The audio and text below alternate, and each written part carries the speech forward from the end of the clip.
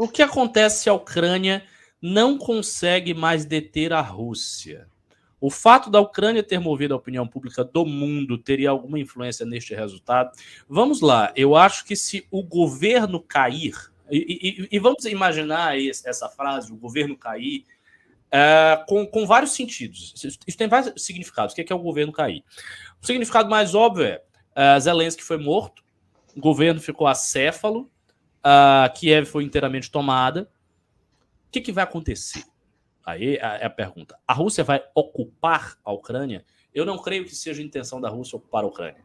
Ocupação de um país é uma coisa que dá muito trabalho, gasta muito, é complexo você manter aquilo ali militarmente ocupado. Existem diversas facções dentro da Ucrânia, dentro da própria guerra. Então, por exemplo, quando a propaganda russa alega que existem a Ucrânia é neonazista. É óbvio que isso é um exagero propagandístico, mas existem grupos neonazistas na Ucrânia. Isso é um fato. Você tem o famoso batalhão Azov, que ele é neonazista, todo mundo sabe disso. Então, esses grupos existem. E existe de tudo. Você tem tudo lá. Você tem os mais variados grupos, com as mais variadas ideologias, armados até os dentes, numa situação de guerra, com o governo fragilizado. Então, para a Rússia manter um país desse, eu acho que isso seria extremamente custoso. O que para mim, a Rússia faria se ela vencesse a guerra? Ela ia tentar influenciar a subida de um governo que fosse pró-russo. Então, basicamente, eu acho que essa seria a tentativa. Né? E permitir com que o governo da Ucrânia, veja só, permitir com que o governo da Ucrânia restabeleça a ordem no país. Porque a ordem no país ela não vai ser só colapsada pela invasão russa.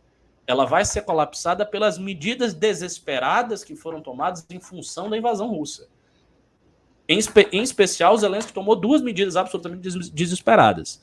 Abriu as fronteiras do país para mercenários, vêm do mundo inteiro lutar lá, em favor da Ucrânia, e declarou, não sei se ele fez, mas acho que já fez, a abertura dos presídios para criminosos se alistarem em batalhões ucranianos lutando a favor da Ucrânia.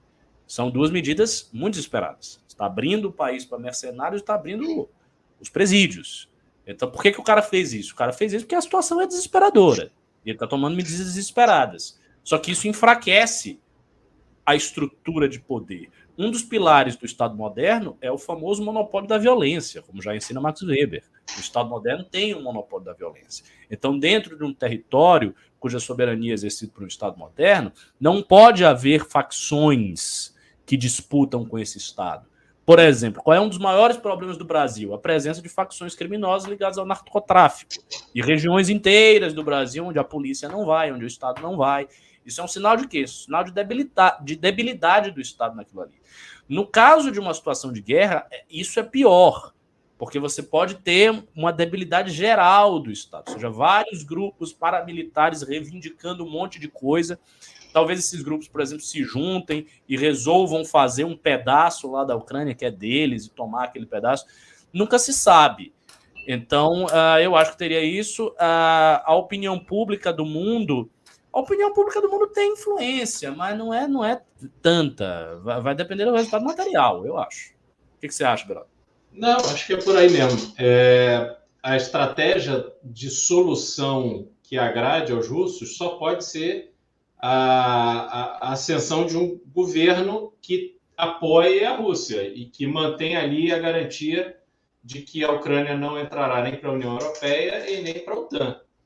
E eu acho que esse é o caminho para que a Rússia recue, ou se ela, enfim, efetivamente não tiver fôlego para seguir nessa guerra mediante as sanções que foram colocadas, ela vai perdendo força, e aí, se ela perder força e isso ficar claro, pode ser que os Estados Unidos e as forças aliadas se disponham a entrar militarmente nesse conflito, mas eu acho que isso vai ser assim a última das últimas instâncias.